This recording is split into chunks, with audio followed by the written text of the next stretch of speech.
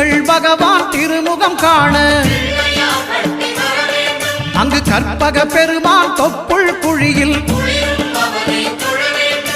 பார்க்கடல் பிறந்த சந்திர பகவான் கணபதி வயிற்றில் நிறைந்திருப்பான். எங்கள் கற்பகத்தானை கண்டவர் தமக்கு தீரா பிணிகளை தீர்த்து வைப்பான்.